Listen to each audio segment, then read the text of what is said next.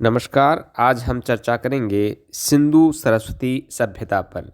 देखिए, सिंधु सरस्वती सभ्यता भारतीय इतिहास में अत्यधिक महत्व रखती है, क्योंकि इस सभ्यता की खोज से पूर्व मौर्य काल से पहले की पुरातात्विक सामग्री के विषय में अत्यंत अल्प जानकारी उपलब्ध थी। इसके अतिरिक्त मिस्र, मेसोपोटामिया, सुमेर एवं क्रीट आदि की अत्यंत प्राचीन सभ्यताओं की तुलना में भारतीय सभ्यता का विशेष महत्व नहीं था।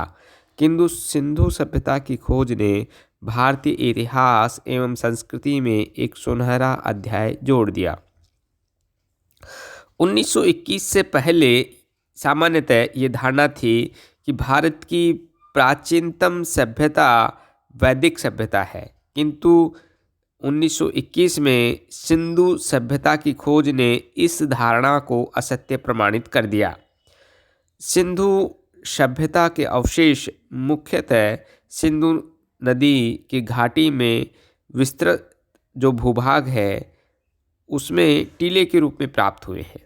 1921 में राय बहादुर साहनी ने हड़प्पा नामक स्थान का सर्वप्रथम उत्खनन किया और ये स्थान प्रकाश में आया।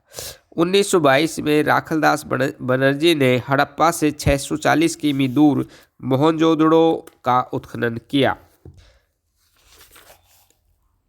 मोहनजोदड़ो जो है ये सभ्यता एक टीले के नीचे मिली है और इस टीले को मृतकों का टीला भी कहा जाता है।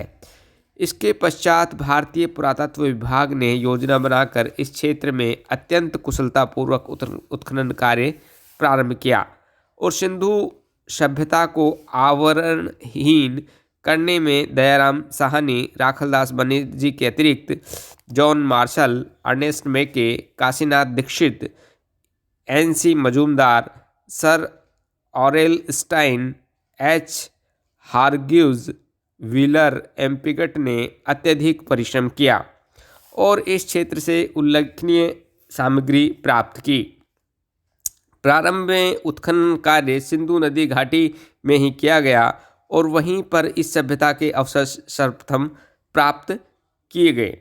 इसके पश्चात अनेक क्षेत्रों में उत्खनन किया गया और इस सभ्यता के अवशेष उन क्षेत्रों में भी प्राप्त हुए। प्रारंभिक उत्खनित जो स्थल है वो हड़प्पा था, उसके आधार पर ही इसे हड़प्पा सभ्यता भी कहा गया। अब बात आती है कि इस सभ्यता का विस्तार कहाँ तक था। इस सभ्यता के विस्तार की हम बात करें तो ये सभ्यता बलूचिस्तान में विस्तृत थी और बलूचिस्तान में सिंधु सभ्यता के अवशेष सुतकंगेंडोर, सोत काको और डाबरकोट से प्राप्त हुए हैं। इसी तरह से सिंध जो वर्तमान समय पाकिस्तान में है उस क्षेत्र से बड़ी मात्रा में इस सभ्यता से संबद्ध सामग्री प्राप्त हुई है। इसी तरह से अली मुरीद है, चनहुंदड़ो है, कोटदीजी है, यहाँ से भी इस सभ्यता के अवशेष मिले हैं। इसके पश्चात पंजाब जो है, पंजाब में रोपड़, बाड़ा और संघोल स्थानों पर इस सभ्यता के अवशेष मिले हैं। रोपड़ की हम बात करें तो इस क्षेत्र का उत्खनन कार्य यज्ञदत्त शर्मा ने कराया। यह स्थान शिवालिक पहाड़ी की उपत्यका में स्थित है। यहाँ से एक मुद्रा भी प्राप्त हुई है। इसी तरह है बाड़ा की हम बात करें तो ये रोपड़ के समीप स्थित है। संघोल लुधियाना जिले में स्थित संघोल से मनके, चूड़ियाँ, बाली आदि प्राप्त हुए हैं। इसी तरह से हरियाणा जो है, हरियाणा में सिंधु सभ्यता से संबद्ध स्थल बनावली एवं मिताथल मिले हैं। यहाँ से इस सभ्यता के अवशेष प्राप्त हुए हैं।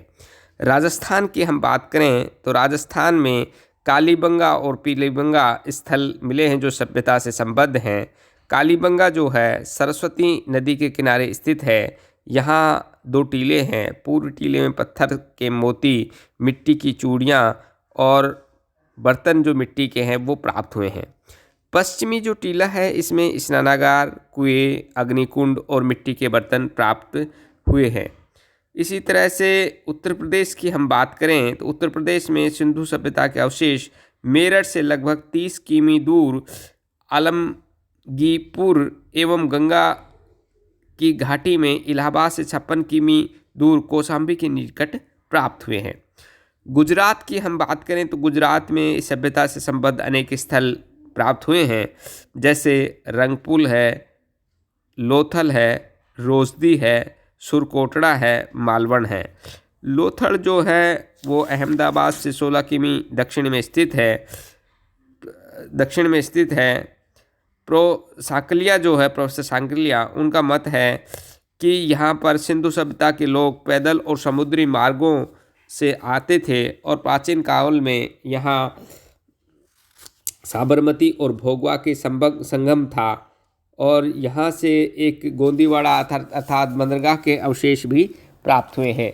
इसी तरह से सिंधु सभ्यता जो है इसके निर्माता और निवासियों की हम बात करें तो मेसोपोटामिया संस्कृति की देन भी इसको माना गया है और अनेक विद्वानों ने इसको मेसोपोटामिया संस्कृति की देन प्रमाणित करने का प्रयास किया है। इसी तरह से इसे बलूची जो संस्कृति है उसकी देन भी माना जाता है और अमलानंद जैसे घोष है वो इसे भारतीय संस्कृति प्रमाणित करने की कोशिश करते हैं। इसी तरह से भारतीय संस्कृति में जैसे आर्य संस्कृति की देन भी इसको माना गया है और किंतु अनेक विद्वानों ने तर्क के आधार पर ये प्रमाणित किया है कि ये संस्कृति आर्य संस्कृति से भिन्न थी और इसकी भिन्नता के जो अनेक उन्होंने तर्क भी दिए, जैसे पशु के संबंध में भिन्नता उन्होंने बताई है कि सिंधु घाटी सभ्यता में बैल को पूज्य माना जाता था और आर्य जो लोग हैं वो गाय को विशेष महत्व देते थे। धातु के संदर्भ में उन्होंने भिन्नता बताई है कि आर्य लोग लोहे का प्रयोग करते थे किंतु सिंधु निवासियों को संभवतः लोहे का ज्ञान न था। इसी तरह से सिंधु घाटी सभ्यता नगर प्रधान संस्कृति थी और वैदिक जो सभ्यता थी वो ग्रामीण संस्कृति थी। युद्ध के संबंध में भी भिन्नता हमें मिलती है कि सिंधु सभ्यता के जो लोग थे वो शांति प्रिय थे और आर्य जो लोग थे वो युद्ध प्रिय थे। धर्म के संबंध में भी हमें भारी अंतर मिलता है। सिंधु सभ्यता के जो लोग हैं वो मूर्ति पूजक थे, माता देवी के उपासक थे, वो शिव की उपासना करते थे। वहीं वैदिक सभ्यता के जो लोग हैं वो प्रकृति के उपासक थे। वेशभूषा में भी हमें अंतर मिलता है, मनोरंजन के जो साधन हैं उनमें भी अंतर मिलता है। सिंधु निवासी घरों में खेले जाने वाले जो खेल हैं उस पर विशेष उनका आकर्षण था, वो खेल खेलते थे, किंतु आर्य जो लोग हैं वो बाहरी जो खेल हैं उन पर अधिक उनका फोकस था और वो बाहरी खेलों से अपना मनोरंजन करते थे। बर्तनों के संदर्भ में भी हमें भिन्नता मिलती है। बर्तन जो है सिंधु घाटी सभ्यता के अत्यंत सुंदर और सुडौल हैं, जबकि आर्य जो सभ्यता है या वैदिक जो सभ्यता है उसके बर्तन इसकी तुलना में अधिक सुंदर और सुडौल नहीं हैं। सिंधु सभ्यता की हम तिथि की बात करें तो इस तिथि के संदर्भ में भी विद्वान एकमत नहीं हैं और विद्वानों ने अलग अलग तिथि बताने का प्रयास किया है कि इस सभ्यता को इस तिथि में रखा जा सकता है। जैसे जॉन मार्शल जो हैं वो मानते हैं कि सिंधु घाटी सभ्यता की तिथि 3250 से 2750 ईस्वी पूर्व थी, जबकि अर्नेस्ट मेके जो हैं उनका मानना है कि ये सभ्यता 2800 से 2500 ईस्वी पूर्व के मध्य रही होगी। माधव स्वरूप वत्स का मत है कि ये सभ्यता 3500 से 2700 ईस्वी पूर्व के बीच रही होगी, जबकि फेयर सर्विस के मतानुसार सिंधु सभ्यता का टाइम पीरियड जो है वो 2000 से 1500 ईस्वी पूर्व था। धर्मपाल अग्रवाल जो हैं, जिन्हें कि डीडी अग्रवाल भी कहा जाता है, ने कार्बन 14 पद्धति द्वारा सिंधु सभ्यता का समय 2300 से 1750 ईस्वी पूर्व माना है। समस्त साक्ष्यों का अध्ययन करने के उपरांत व्हीलर ने यह मत प्रतिपादित किया है कि सिंधु सभ्यता का समय 2500 से 1500 ईस्वी पूर्व था।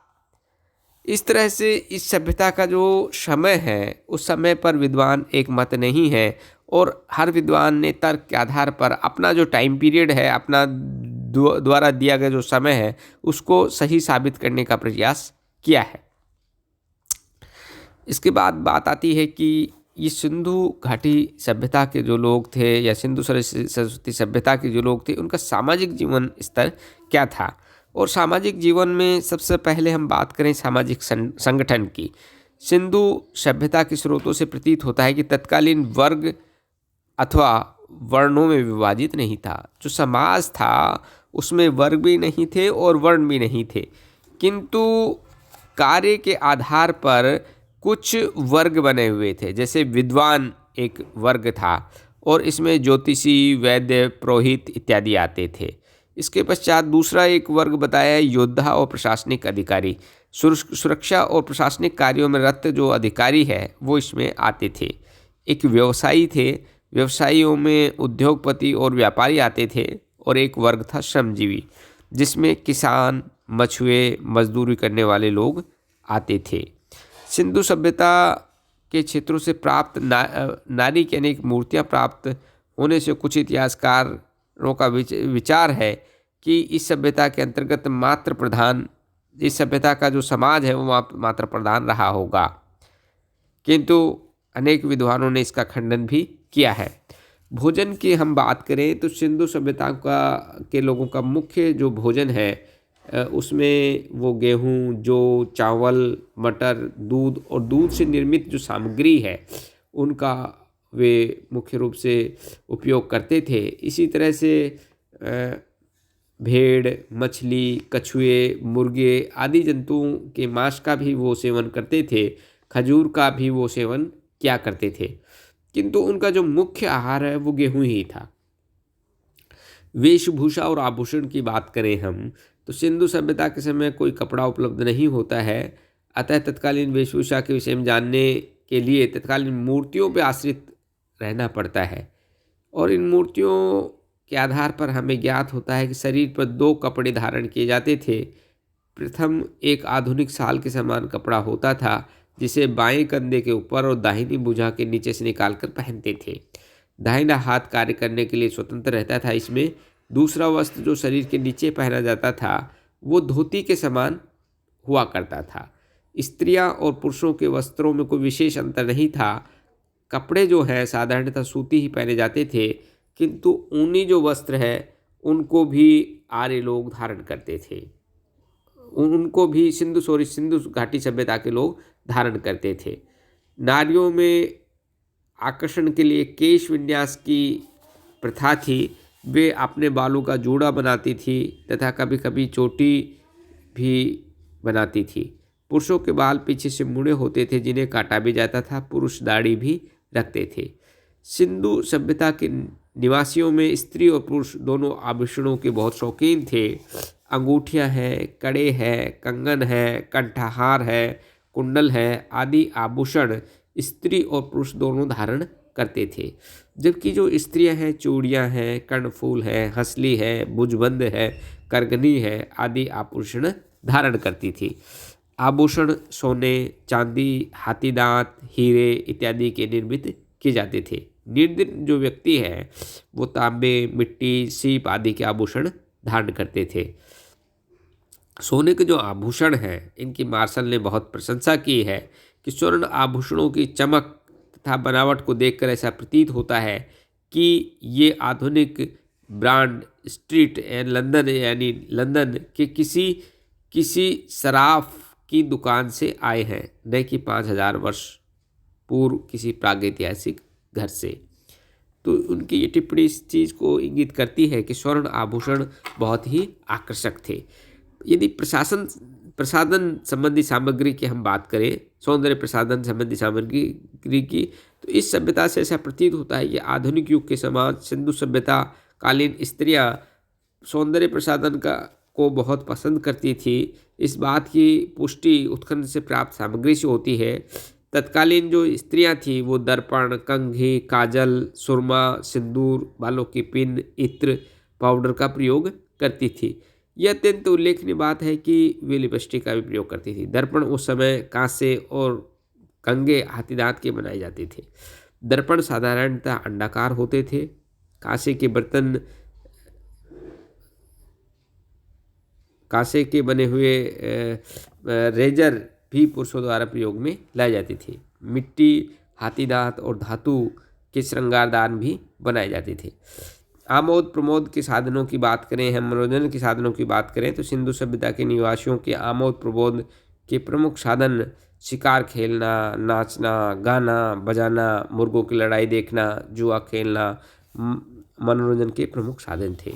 विभिन्न प्रकार के पासों का मिलना इस बात की पुष्टि करता है कि बच्चों के मनोरंजन के लिए विभिन्न प्रकार के खिलौनों का भी निर्माण होता था। औषधियों की हम बात करें, कुछ इतिहासकारों का विचार है कि सिंधु सभ्यता निवासी विभिन्न औषधियों से परिचित थे। हिरण, बारहसिंगे के सींग, नीम की पत्तियां और शिलाजीत का औषधि के रूप में प्रयोग किया जाता था। सिंधु सभ्यता में खोपड़ी की शल्य चिकित्सा के उदाहरण भी हमें कालीबंगा और लोथल से प्राप्त हुए हैं। गृहस्थी के जो उपकरण उनकी हम बात करें तो सिंधु घाटी निवासियों का द्वारा प्रयोग की जाने वाली गृहस्थी संबंधी अनेक वस्तुओं के विषय में उत्खनन से हमें जानकारी प्राप्त होती है। वे लोग घड़े, कलश, थाली, गिलास, चम्मच, मिट्टी के कुल्हड़ इत्यादि उनके प्रमुख बर्तन थे। बर्तन जो है प्रमुखतः मिट्टी के बने होते थे, जो कि काले, कथई, पीले होते थे। इनकी पालिश अत्यंत चमकदार होती थी। इसके अतिरिक्त चाकू, छुरी, तकली, सुई, मछली पकड़ने कांटे, कुल्हाड़ी इत्यादि भी धातु के बने हुए हमें मिले हैं।